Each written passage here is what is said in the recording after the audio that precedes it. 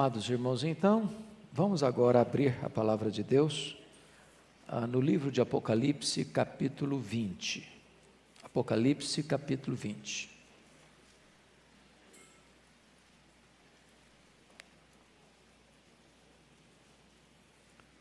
Vamos ler todo o capítulo, verso 1 ao verso 15.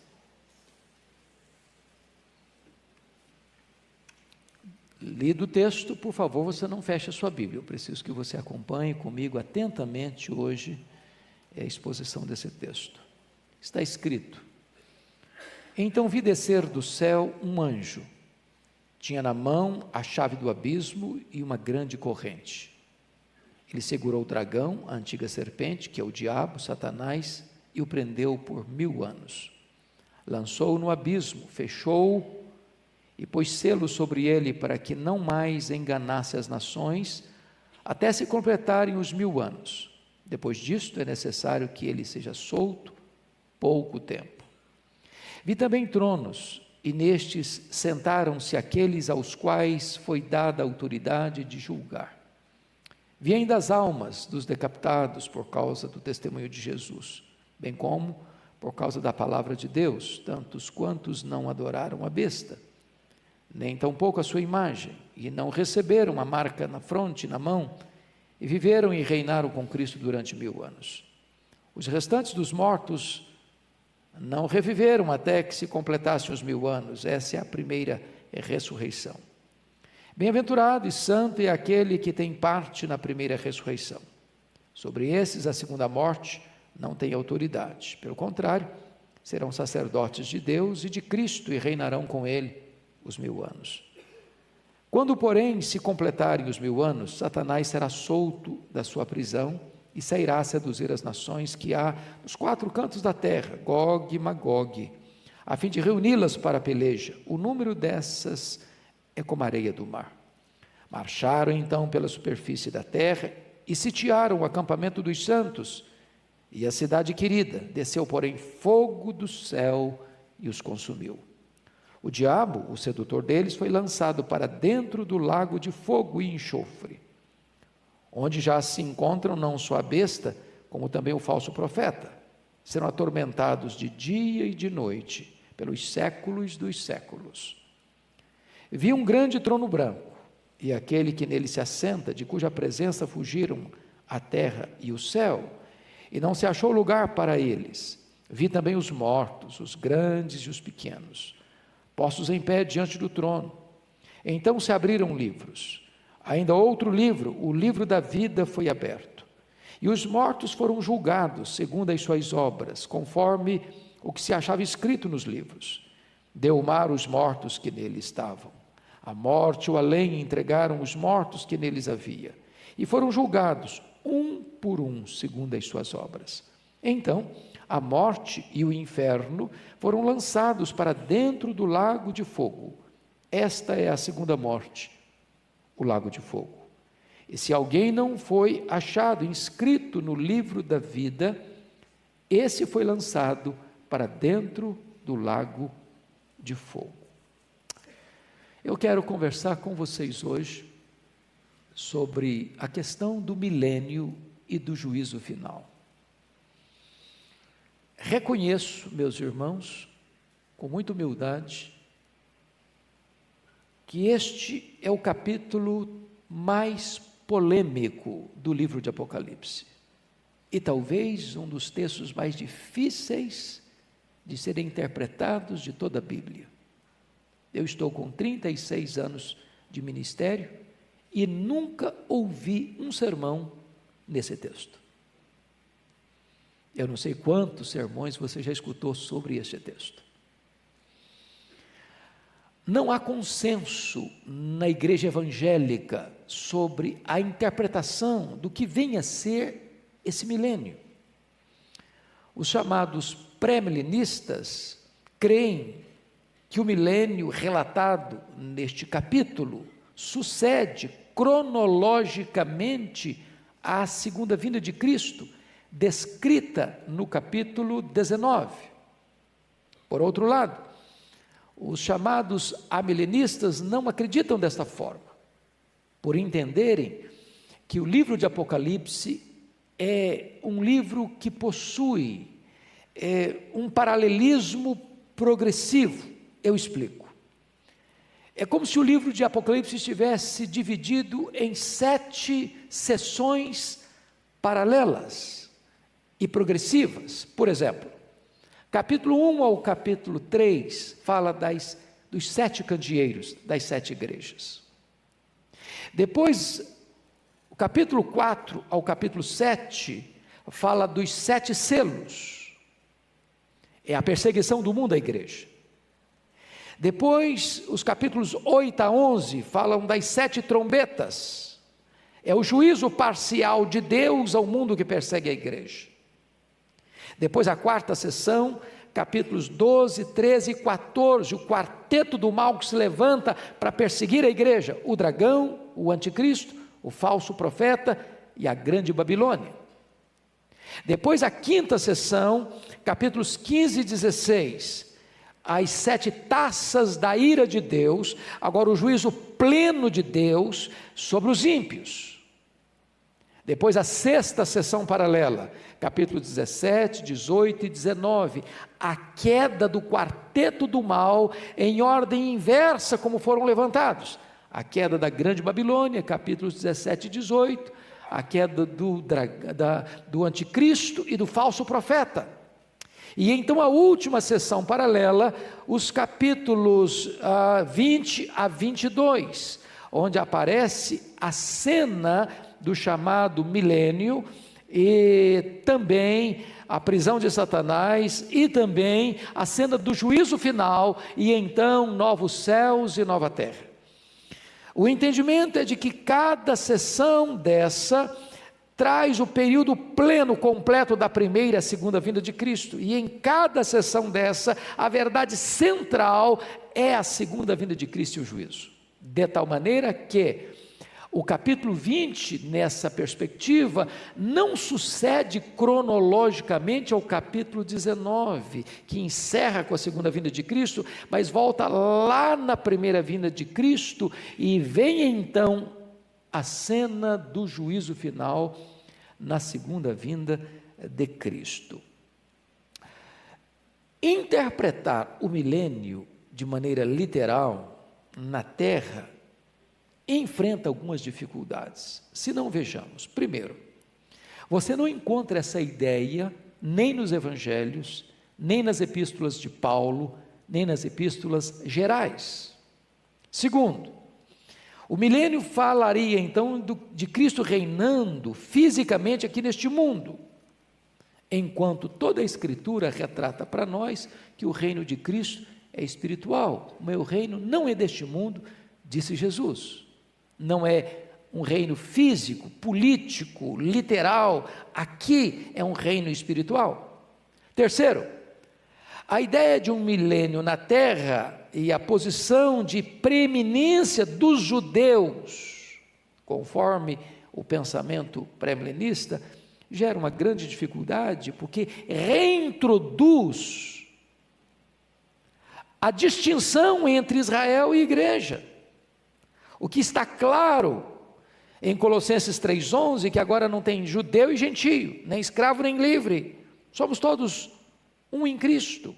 E também a ideia central da carta aos Efésios, onde Paulo no capítulo 2 diz que por meio de Cristo a barreira que separava judeu e gentio foi quebrada. Agora somos um só povo, somos uma só igreja. O que é igreja? A igreja é a somatória de todos os judeus convertidos e de todos os gentios convertidos, formando um só povo, um só rebanho, uma só igreja, um só corpo. De tal forma que, ainda mais, a ideia de um milênio terrenal ensina que haveria, nesse caso, pelo menos 2 ressurreições: a ressurreição de crentes antes do milênio e a ressurreição dos ímpios depois do milênio. Porém, essa ideia de 2 ressurreições não possui amparo na Escritura. Eu gostaria de apenas citar para vocês 2 textos, e todos eles no Evangelho de João. O primeiro deles João 5, 28 e 29. É o próprio Senhor Jesus quem está falando sobre esse assunto, quando ele diz assim, João 5, 28 e 29. Não vos maravilheis disto, porque vem a hora em que todos os que se acham nos túmulos ouvirão a sua voz e sairão. Os que tiverem feito o bem para a ressurreição da vida, e os que tiverem praticado o mal para a ressurreição do juízo. Jesus estabelece aí que a ressurreição de crentes e não crentes dar-se-á no mesmo momento.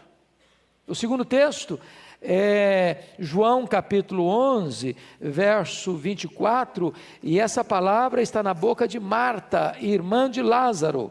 11, 24, Marta diz assim para Jesus: eu sei, replicou Marta, que ele, Lázaro, há de ressurgir na ressurreição no último dia. Último dia é um termo técnico na Bíblia para falar da segunda vinda de Cristo e da cena do juízo final. Portanto, o que a Bíblia ensina é que vai ter uma única ressurreição, e na ressurreição, quando Jesus voltar, ressuscitarão crentes e descrentes, salvos e não salvos, gente piedosa e gente ímpia. Então, amados irmãos, teríamos uma outra dificuldade, um quinto problema. Pensem comigo em Cristo glorificado, com crentes glorificados morando aqui nesse mundo, com gente ímpia não glorificada. Pense você com um corpo glorificado, enfrentando o trânsito de São Paulo, tendo que conviver com gente que vai ao supermercado. Essa ideia é um anticlímax do que é a glorificação. Agora notem, é que todo o ensino do Novo Testamento, é que o juízo é universal e segue imediatamente a segunda vinda de Cristo. Mas a crença no milênio terrenal, o juízo acontece 1000 anos depois da segunda vinda de Cristo, e apenas para os incrédulos. Está claro aqui que a cena do juízo final inclui os crentes, porque eles são julgados todos segundo as suas obras, mas um outro livro é aberto. Qual o livro que é aberto? O livro da vida. Se alguém não foi encontrado no livro da vida, foi lançado no lago do fogo. Mas se alguém foi encontrado, esse está na bem-aventurança eterna. É por isso que o livro da vida é aberto. Então, dito isso, eu gostaria que nós olhássemos esse texto. Hoje eu não, como disse no culto passado, eu não quero pregar, eu quero dar uma aula. Eu quero ter esse tom mais professoral, mais de ensino, porque não estou com muita pressa, porque esse assunto é tão delicado, a gente precisa entender bem. Então vamos lá. Primeiramente vamos estudar aí, versículos 1 a 3, sobre a prisão de Satanás. O que é isso? O que significa prisão de Satanás? Verso 1 a 3, então vi descer do céu um anjo, tinha na mão a chave do abismo e uma grande corrente. Ele segurou o dragão, uma antiga serpente, que é o diabo Satanás, e o prendeu por 1000 anos, lançou no abismo, fechou e pôs selos sobre ele, para que não mais enganasse as nações, até completar os 1000 anos. Depois disso é necessário que ele seja solto por um pouco de tempo. Bom, a Bíblia fala desse abismo em Apocalipse 9, versículo 1 e versículo 11, também no capítulo 11, 7, e agora repetindo aqui no capítulo 20. Então, quando você olha essa figura do abismo, esse abismo tem uma tampa, capítulo 9, versículo 1, esse abismo, essa tampa pode ser aberta, capítulo 9, versículo 2, essa tampa pode ser fechada, e aqui no capítulo 20, verso 3, e também selada. João vê o anjo que tem a chave do abismo, tem uma grande corrente e prende Satanás, amarra-o por 1000 anos e o fecha nesse abismo até se completarem os 1000 anos. Então note você que tudo isso é um simbolismo. Um espírito não pode ser amarrado com correntes. Não faz sentido você entender isso. O diabo é um anjo, é um espírito, ele não tem um corpo. Você não amarra um espírito com corrente. Agora a ideia, portanto, prendeu, fechou, selou, denota uma coisa, denota limitação do seu poder. Isso significa que a autoridade do diabo e seu poder foram restringidos. Para quê? Para não mais enganar as nações. Agora, o que significa isso? O que significa isso? Pois bem, amados irmãos, a ideia central é que Satanás teve seu poder e sua autoridade limitados, e ele não pode reter nas suas mãos aqueles que Deus amou e escolheu, e aqueles a quem chega a voz do divino pastor, e serem alcançados pela graça. Prova disso é que você e eu estamos aqui. Então, a prisão de Satanás não significa que ele está inativo, fora de cena. Ele está na corrente de Deus. Ele só pode ir até onde Deus o permite ir. Nas palavras de Lutero, Satanás é um cachorro na coleira de Deus. Ele não pode fazer nada se Deus não der a ele essa permissão de fazê-lo. Agora, o que significa que Satanás não pode mais enganar as nações? Ou o que significa a prisão de Satanás? Bom, faz parte da boa hermenêutica, da boa interpretação, você interpretar um texto à luz de outros textos. Você interpreta um texto complexo à luz de um texto claro. O que a Bíblia fala de prisão de Satanás? Em que contexto a Bíblia fala de prisão de Satanás? Então vamos ver. Mateus 12, 29, está escrito assim: ou como pode alguém entrar na casa do valente ou roubar-lhe os bens sem primeiro amarrá-lo e então lhe saquear a casa? Quem é o valente? É o diabo. Quem é o mais valente que entra na casa dele, amarra-o, vence-o, tira-lhe a armadura e divide os espólios dele? É o Senhor Jesus. Quem são os bens de Satanás aqui? As pessoas. O que acontece com a evangelização? Quando você prega o evangelho, aquelas pessoas que estão na casa do valente, na potestade de Satanás, no império das trevas, primeiro o Senhor anula o poder de Satanás sobre essas pessoas e arranca essas pessoas das mãos de Satanás, da corrente de Satanás, e essas pessoas são salvas, convertidas e transportadas para o reino da luz. Por exemplo, Lucas 10, 17 e 18, então regressaram os 70 possuídos de alegria, dizendo: Senhor, os próprios demônios se submetem pelo teu nome. Em outras palavras, quando a igreja percorre o mundo levando o evangelho, Satanás não tem poder de reter em suas mãos aqueles a quem Deus escolheu, por quem Cristo morreu, a quem são chamados, a quem são justificados e serão glorificados. Louvado seja o Senhor.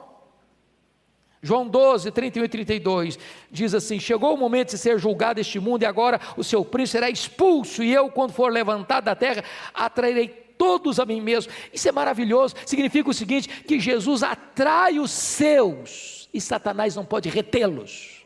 Ele está impedido de fazer isso. A Bíblia diz em Colossenses 2,15, despojando os principados e as potestades, publicamente os expôs a desprezo, triunfando deles na cruz.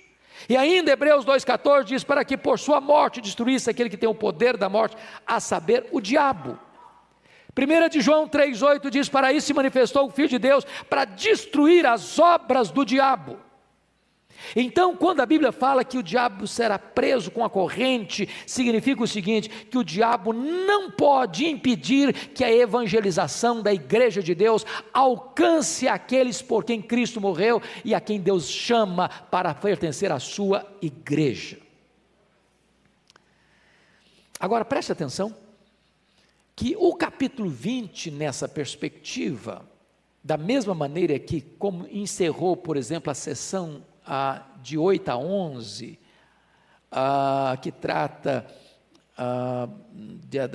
das trombetas de Deus, encerra com a cena do juízo final no capítulo 11, começa o capítulo 12 falando do nascimento de Cristo, volta lá na primeira vinda.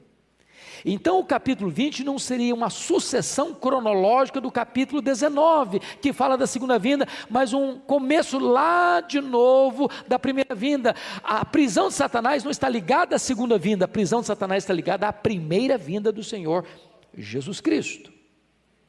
O que significa o pouco tempo em que Satanás será solto?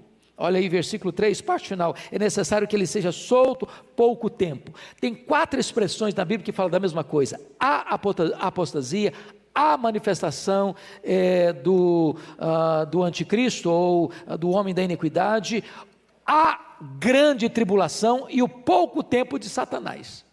O que o texto está dizendo é que nesse período final, meus irmãos, vai ser um período que a Bíblia diz, vai ser a grande tribulação, vai ser um momento de apostasia, vai ser um momento de pouco tempo de Satanás, vai ter um momento de perseguição crudelíssima sobre a igreja. Foi o assunto que nós tratamos segunda-feira passada, quando falamos do anticristo.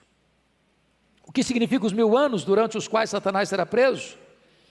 Note você que todo o livro de Apocalipse é simbológico, irmãos. O dragão, a besta, que surge do mar, que surge da terra, são símbolos. Corrente, prisão, abismo. O próprio milênio é uma ideia de tempo completo. Em outras palavras, a ideia da interpretação, então, seria que esse milênio iria do período da primeira vinda de Cristo, onde Satanás foi preso, no sentido amarrado, no sentido que ele não pode enganar as nações, no sentido de que não pode impedir que os salvos sejam redimidos pelo sangue do Cordeiro, e que vai até a segunda vinda de Cristo. É nesse período que as almas estão reinando com Cristo. Então vamos olhar agora o reinado desses salvos com Cristo no céu. Olha comigo versículos 4 a 6. Vi também tronos, e nesses sentaram-se aqueles aos quais foi dada a autoridade de julgar. Vi ainda as almas dos decapitados por causa do testemunho de Jesus.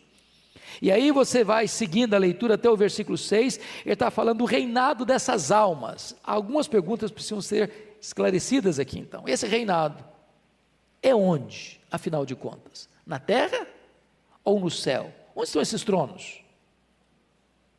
Vi também tronos, e nesses assentaram-se aqueles aos quais foi dada a autoridade de julgar. Esses tronos estão aonde? Então eu quero convidar você para estudar um pouco Apocalipse, e você vai entender uma coisa maravilhosa. A palavra tronos aparece 67 vezes no Novo Testamento. Só no livro de Apocalipse a palavra tronos aparece 47 vezes. Apenas 3 vezes esse trono está na terra. Só 3 vezes. E as 3 vezes que o trono está na terra é 2:13, 13:2, 16:10, é trono do anticristo e trono de Satanás. Toda vez que Apocalipse se refere a trono de Cristo, de Deus, esse trono está no céu, não está na terra. Esse reinado é no céu, não é na terra. Esse reinado é das almas, não de corpos. Portanto, esse texto não está falando de um milênio terreno, de um reinado na terra, ele está falando de tronos no céu, de reinado no céu. Agora, vamos entender isso, meus amados irmãos. São as almas que estão reinando no céu. Quando um crente morre, o que acontece com ele? Qual é a nossa fé? Qual é o nosso entendimento? Quando um crente morre, diz a Bíblia que imediatamente o seu espírito é aperfeiçoado para entrar no céu, para entrar na glória. A alma sobrevive sem o corpo, mas o corpo não sem a alma. Quando alguém morre, a alma vai para Deus, o corpo vai para a terra. Esta alma não fica dormindo no céu, não. Essa alma não vai para o purgatório, não. Essa alma não fica buscando reencarnação, não. Essa alma começa já a reinar com Cristo. É por isso que a Bíblia diz que morrer, em 2 Coríntios 5:8, é deixar o corpo para habitar com o Senhor. E Filipenses diz o seguinte, que morrer é partir para estar com Cristo, o que é incomparavelmente melhor. Aqueles irmãos nossos que já partiram, já estão reinando com Cristo lá no céu. A alma sobrevive ao seu corpo e é plenamente consciente. É desse reinado que vai desde a primeira à segunda vinda de Cristo que o texto está falando. Então, preste bem atenção, Jesus não está na terra reinando, Ele está no céu reinando com estas almas, daqueles irmãos nossos que nos precederam. Qual é a missão daqueles que estão reinando com Cristo? À luz do versículo 4, eles estão assentados em tronos para julgar. A Bíblia diz que nós vamos julgar as tribos de Israel, Mateus 19, 28, nós vamos julgar o mundo, 1 Coríntios 6, 2, nós vamos julgar os anjos, 1 Coríntios 6, 2, então está exatamente certo isso, vamos julgar. Não foi isso que Jesus prometeu à igreja de Laodiceia? Ao vencedor dar-lhe-ei sentar-se comigo no meu trono, como eu venci, sentei no meu trono, no trono. Aqueles que são vencedores também se assentarão comigo no meu trono, foi o que Jesus prometeu. Eles participarão da glória de Cristo, pois reinarão com Ele. Então, amados irmãos, quem são esses? Todos aqueles que já partiram em Cristo, estão no céu, reinando com Ele, e a Bíblia diz que Cristo está reinando, até que ponha todos os seus inimigos debaixo dos seus pés. Ele não vai começar a reinar, Ele já está reinando, Ele já está reinando, Ele é rei, Ele é o rei dos reis, Ele é o Senhor dos senhores. Mas vamos pensar em outra coisa, qual é o significado da primeira ressurreição e da segunda ressurreição, conforme os versículos 5 e 6? Os restantes dos mortos não reviveram até que se completasse os 1000 anos, esta é a primeira ressurreição. Bem-aventurado e santo é aquele que tem parte na primeira ressurreição, sobre esse a segunda morte não tem autoridade, pelo contrário, serão sacerdócios de Deus e de Cristo e reinarão com eles os 1000 anos. Vamos entender essa linguagem aqui, irmãos, a Bíblia é muito clara sobre isso. Ressurreição é um termo bíblico que sobretudo Paulo gosta de usar como sinônimo de regeneração. Não foi isso que ele escreveu em Efésios 2? Estávamos mortos em nossos delitos e pecados, Ele nos deu vida, Ele nos ressuscitou e nos fez assentar com Cristo nas regiões celestes. Então você e eu estávamos mortos, a primeira ressurreição foi a sua conversão. Então note uma coisa, quem nasce apenas uma vez, morre duas: morte física e morte eterna. Quem nasce duas vezes, só morre em uma, só morte física. Em outras palavras, bem-aventurado é aquele que fez parte da primeira ressurreição, ou seja, que foi regenerado, porque a segunda morte não tem poder sobre ele. Se você foi regenerado, você nunca vai ser condenado, você não vai morrer a segunda morte, que é o lago de fogo, que é a condenação eterna. Então é nessa perspectiva do todo da Escritura que nós precisamos entender esta passagem. Mas vamos agora aos versos 7 a 10, que é a derrota final de Satanás. Versículos 7 a 9 fala, irmãos, de uma grande batalha, que é a batalha de Gog e Magog, do Armagedon. A grande questão é a seguinte, irmãos, Armagedon, tem muita gente que fica pensando que o Armagedon vai ser lá em Israel. Você sobe lá no monte, em Nazaré, você tem uma visão do Armagedon, e algumas pessoas pensam que o mundo inteiro vai reunir seus exércitos ali, para uma grande batalha de armas, de combate e tal. Não é isso, até porque quando você vai a Israel, você percebe que não vai caber todo mundo lá não vai caber, é muito pequeno, muito pequeno. Segundo, essa batalha final não vai ser com armas humanas, só vai ter uma arma que vai ser acionada lá, vai ser a espada que sai da boca de Cristo. Você começa a perceber que toda essa linguagem está falando exatamente de que o mundo vai ser extremamente hostil a Cristo e a sua igreja. Mas exatamente nesse pouco tempo de Satanás, na grande tribulação, no levantamento do anticristo, na apostasia, quando a fúria do diabo e do anticristo e de todos os seus agentes e toda da grande Babilônia, de toda a força hostil à igreja de Deus estiver numa ação plena, é nesse momento que Jesus vem e mata o anticristo com o sopro da sua boca e tem uma vitória retumbante nessa batalha. Não é uma batalha de armas humanas. Então você vai perceber uma coisa interessante no livro de Apocalipse. Se você ler capítulo 19, capítulo 20, 17, 18, 19 e 20, essa queda, derrota dos inimigos vem cadenciada, como foi o levantamento deles no capítulo 12 e 13 e 14. Primeiro cai a grande Babilônia, capítulos 17 e 18. Depois cai o anticristo e o falso profeta. Depois cai o dragão. Depois cai os ímpios, os selados da besta. Depois cai a morte. Então esses 5 inimigos vão caindo como que num efeito dominó. Mas quando você lê na Escritura, esses inimigos todos caem num único momento.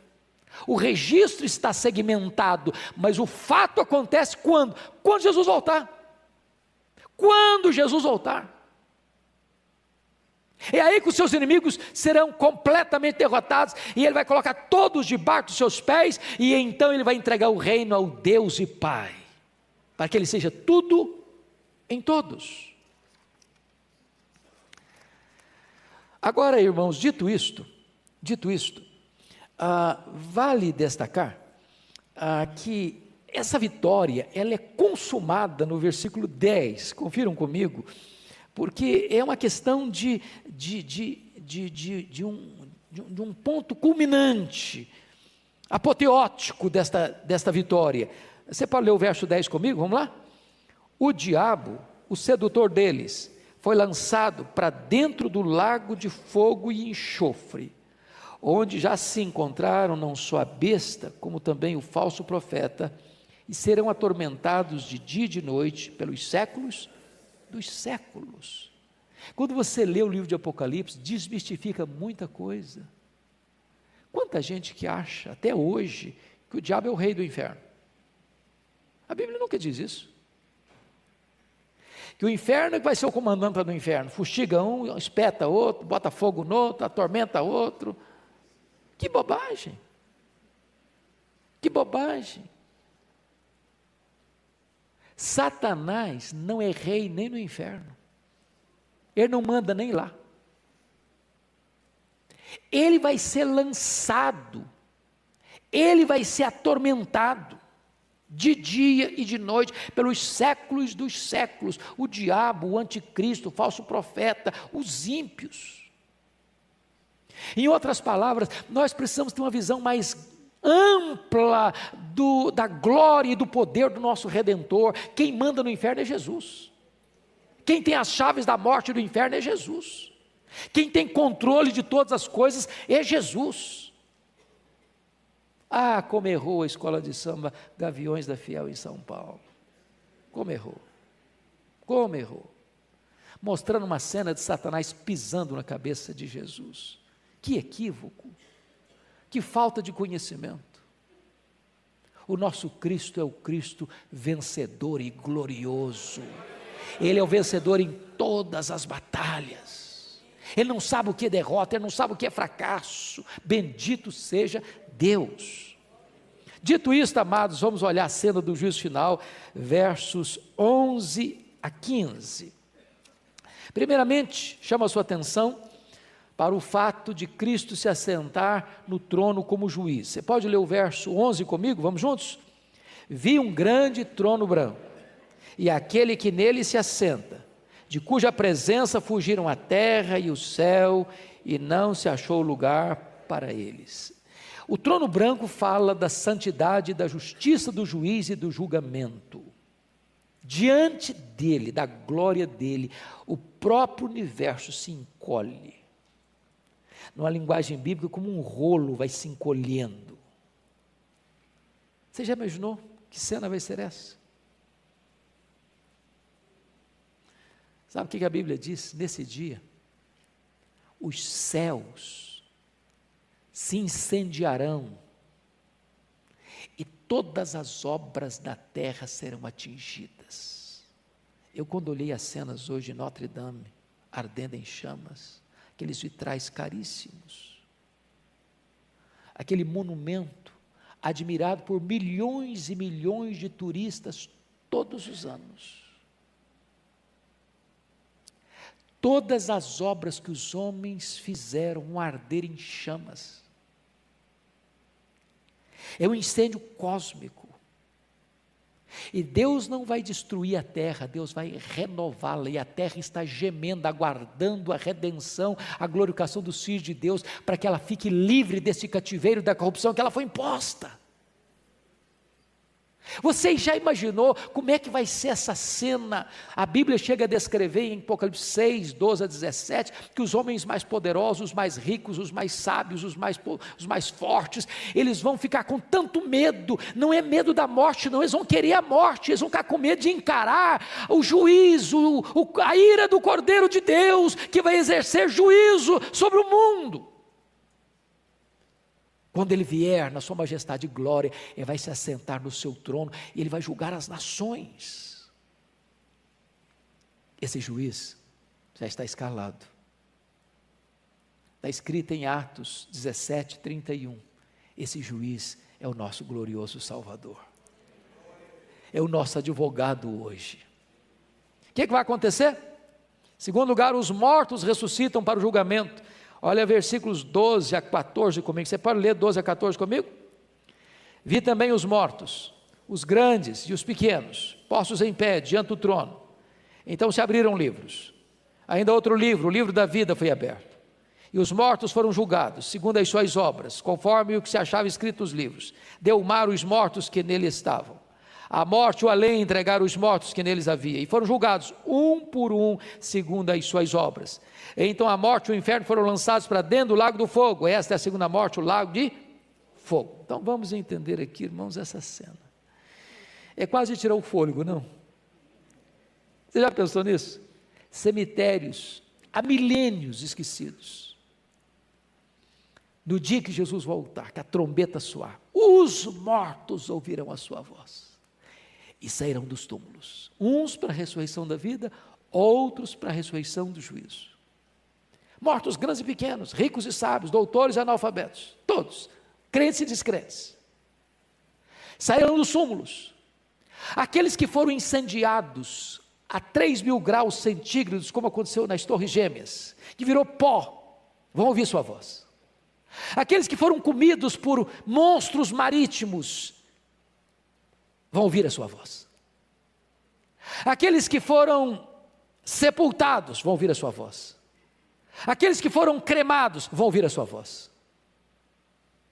Aqueles que desde Abel tingiram a terra com o seu sangue, naquele grande dia, vão ouvir a sua voz. E todos, em todo o universo, durante toda a história, ressurgirão dentre os mortos. E ele vai julgar todos, e um por um, segundo as suas obras.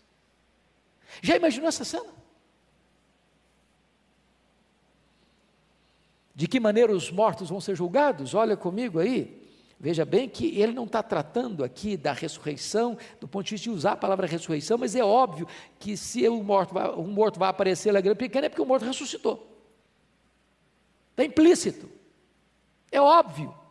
E você compara isso com o texto que nós acabamos de ler agora há pouco, de Tessalonicenses. Quando ele diz que quando Jesus voltar, os mortos em Cristo ressuscitarão primeiro, depois nós os vivos, os que ficarmos, seremos transformados e arrebatados para encontrar com Ele nas nuvens. E tem muita gente que pega esse texto de forma equivocada. Está vendo aí? Os mortos em Cristo ressuscitarão primeiro. Mas primeiro em relação a quem? Aos mortos ímpios? Não, não é o que o texto está dizendo. Ressuscitarão primeiro em relação aos vivos. Então o que vai acontecer quando Jesus voltar? Vamos imaginar que Jesus chegasse agora. Nós estamos aqui nesse tempo, não estamos? Pois é. Quem tem alguém da sua família que já partiu no Senhor? Quem? Parente. Todo mundo, acho, né? Todo mundo. Sabe o que vai acontecer? Se Jesus voltasse agora? Antes de você e eu sermos transformados, aqueles que morreram, iam ressuscitar primeiro. Só depois os vivos vão ser transformados e arrebatados. Então morrer em Cristo não tem prejuízo nenhum. Primeiro que começa a desfrutar do céu antecipadamente. E segundo que na hora da ressurreição vai ter preferência. É igual vaga de idoso, ele tem preferência. Então notem vocês, de que maneira vai ser esse julgamento. Você pode ler o 12 comigo de novo? Vi também os mortos, grandes e os pequenos, postos em pé diante do trono. Então se abriram o quê? Livros. Aí do outro livro, o livro da vida foi aberto, e os mortos foram julgados segundo as suas obras, conforme o que se achava escrito nos livros. Agora vamos parar um pouquinho aqui. O que vai constar nesses livros, que vai fazer parte do critério do julgamento, os autos do processo? Nós vamos ser julgados pelas nossas palavras. Vamos dar conta no dia do juízo por todas as palavras frívolas que proferimos. Quem passa nesse pente fino? Você passa? Não, ninguém passa. Vão ser julgados segundo as nossas obras, o que você fez. Nunca ninguém viu. Você fechou a porta do quarto, mas Deus estava lá. O que você deixou de fazer? Se você sabe que deve fazer o bem e não faz, você está pecando. O que você pensou e desejou no seu coração em secreto, nunca ninguém viu, nunca você não falou para ninguém, mas desejou no coração. E Deus tem competência para julgar foro íntimo. Sabe o que acontece com a abertura desses livros todos? Literalmente, por esses critérios, todos serão o quê? Condenados, porque pelas obras ninguém pode ser salvo. Para você ser salvo pelas obras, você tinha que ser 100% perfeito, e você sabe que você não é, nem eu sou. Por isso, diz o texto, que outro livro foi aberto. Qual outro livro foi aberto? O livro da vida do Cordeiro. Olha o verso 15 comigo, você pode ler o 15 comigo? E se alguém não foi achado inscrito no livro da vida, esse foi lançado para dentro do lago do fogo. Esse livro da vida, o que é? Eu diria para você que é o rol de membros da igreja do céu. Toda igreja tem um rol de membros, não tem? Quando você é batizado, você faz sua pública profissão de fé, eles botam seu nome lá no rol de membro. Eu sou membro da igreja presbiteriana de Pinheiro, sou membro da igreja batista, sou membro da igreja Assembleia de Deus, sou membro da igreja metodista, sou membro da comunidade e tal. Agora, o rol de membros do céu não bate com o rol de membros da terra. Tem gente que tem o nome no rol de membro da igreja aqui embaixo, mas o nome dele não está no livro da vida. Tem gente que não tem o nome dele no rol da igreja de baixo, e o nome dele está lá escrito no livro da vida. Sabe por quê? Porque a salvação vem por meio de Cristo. Quem salva é Jesus. Agora, o que está escrito no versículo 15? Se alguém não foi encontrado com o nome escrito no livro da vida, esse vai ser lançado. Vamos ler o versículo de novo. Se alguém foi encontrado com o nome escrito no livro da vida, esse não foi lançado no lago do fogo. É claro que a cena revela, portanto, que nesse julgamento estão crentes e não crentes, salvos e perdidos, e pios e ímpios. Uns têm o nome no livro da vida, esses não foram lançados. Outros não têm o nome no livro da vida, esses foram lançados no lago de fogo. Então, o texto conclui, eu também concluo, que a própria morte e o inferno serão lançados no lago de fogo. Você pode ler o 14 comigo? Vamos lá? Então, a morte e o inferno foram lançados para dentro do lago de fogo. Esta é a segunda morte, o lago de fogo. Vamos entender isso, irmão. A morte é o estado, e o Hades é o lugar, o inferno é o lugar. Esses dois, estado e lugar, sempre andam conectados. A morte, diz a Bíblia, é o último inimigo a ser vencido.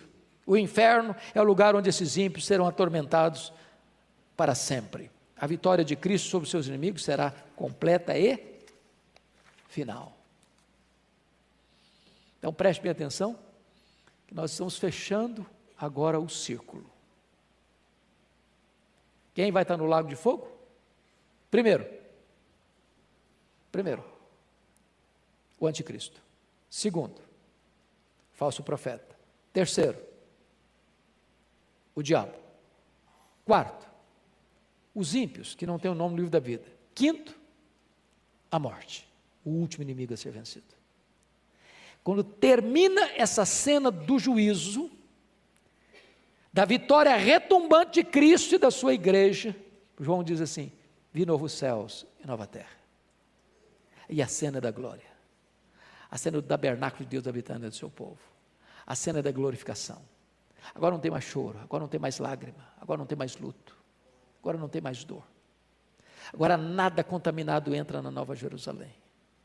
Agora a noiva entra para as bodas do Cordeiro, para celebrar uma festa que nunca mais vai acabar.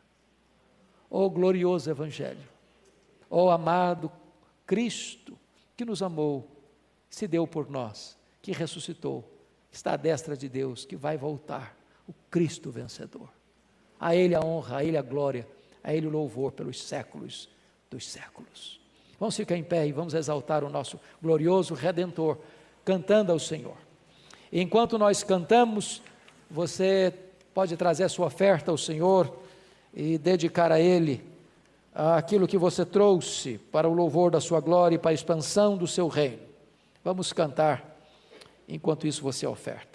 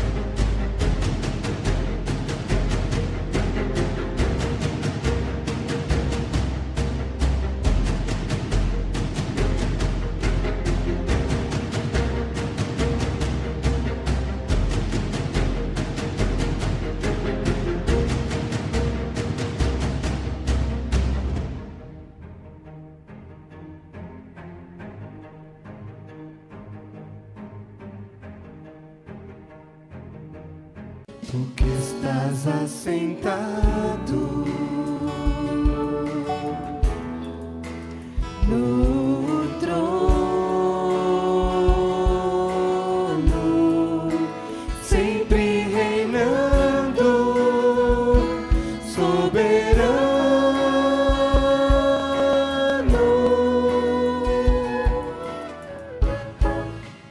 anjos cantando,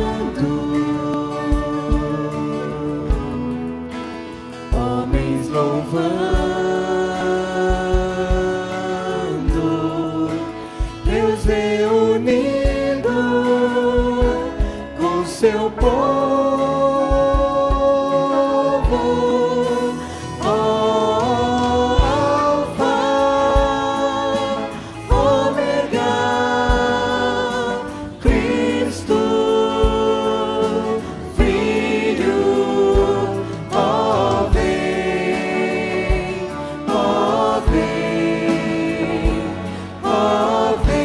Senhor Jesus.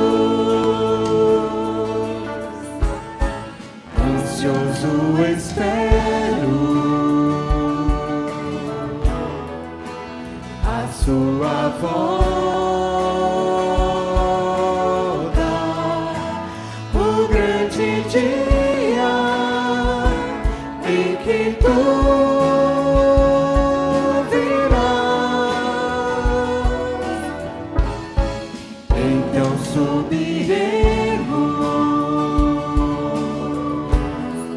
contigo estaremos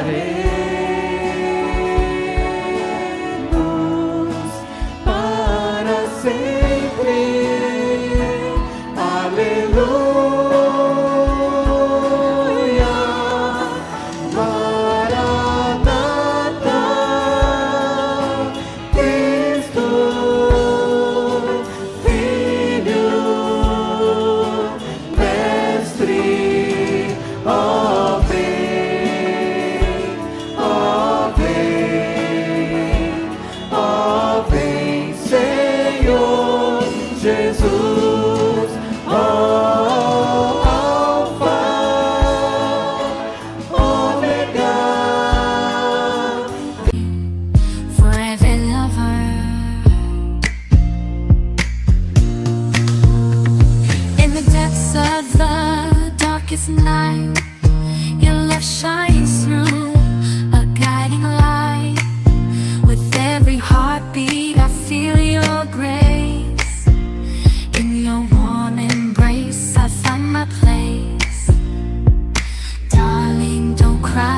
Don't shed a tear, for I'll be your fortress. I'll always be near. Though storms may rage and oceans may roar, I'll stand by your side forevermore. Through the trials and the tests we face, our love will endure, it cannot be erased. So dry your eyes, my love, and take my hand. Together we'll conquer. Cristo, Filho, ó vem, ó vem, ó vem, Senhor Jesus.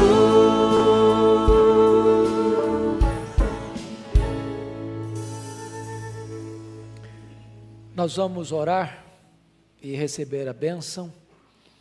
E depois você vai se assentar para o pós-lúdio. Eu vou tirar o microfone e vou à porta para abraçar todos vocês. Eu espero que ninguém saia, a não ser que haja uma necessidade urgente. Esse é um momento tão importante, irmãos, da gente, depois de uma mensagem, na igreja, a gente parar, sentar, ouvir o pós-lúdio e sair com toda a reverência. Nós estamos na casa de Deus, na presença de Deus. O nosso pastor, reverendo Arival, não está conosco porque está viajando. Ele está retornando hoje dos Estados Unidos, onde esteve pregando a palavra de Deus em várias igrejas lá. Então, eu espero que Deus o abençoe no seu retorno. E segunda que vem, se Deus quiser, estaremos de volta. E eu gostaria de estar expondo para vocês, segunda que vem, sobre a segunda vinda de Cristo. Então, venha, ore por esse culto, traga seus convidados e participe com a gente, segunda que vem, 20 horas. Senhor Deus, leva em paz o teu povo para casa, guarda-o em segurança cada um, e permita que seja uma semana de muitas bênçãos na tua presença, e que tu renoves a esperança, a alegria no coração do teu povo, a alegria de saber que o nosso nome está escrito no livro da vida do Cordeiro. Louvado seja o teu nome. Por mais duras que sejam as provas, por mais acesa que seja a fornalha da perseguição, o nosso nome está escrito no livro da vida e temos uma garantia eterna. Bendito é o teu nome, em nome de Jesus. Povo amado de Deus, que a graça do Senhor Jesus Cristo, que o insondável amor de Deus, o nosso Pai, que a comunhão do Espírito Santo estejam sobre vós e sobre todo o povo de Deus, agora e sempre. Amém. Assentem-se.